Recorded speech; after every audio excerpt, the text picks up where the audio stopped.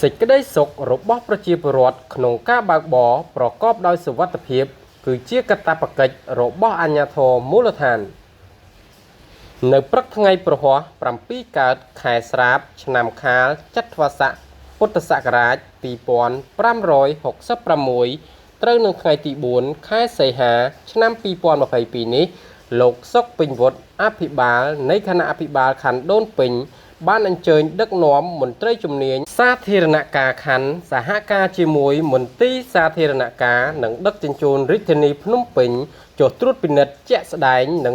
និងធ្វើការជួសជុលផ្លូវសម្បុកមាន់នៅតាមបណ្ដោយមហាវិថីសហព័ន្ធរុស្ស៊ីរហូតដល់កែងផ្លូវលេខអ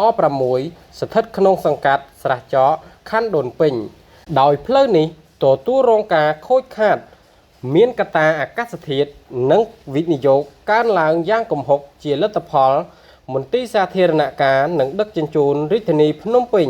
បានធ្វើការជួសជុលគ្រឹះក្រោមនៃផ្លូវនេះតាមលក្ខណៈបច្ចេកទេសនិងបានអ៊ុតកៅស៊ូបេទីមីន័រឲ្យបានរួចរាល់នៅព្រឹកនេះដើម្បីឲ្យបងប្អូនប្រជាពលរដ្ឋធ្វើដំណើរប្រកបដោយសេចក្តីសុខសុវត្ថិភាពផងដែរអរគុណសន្តិភាព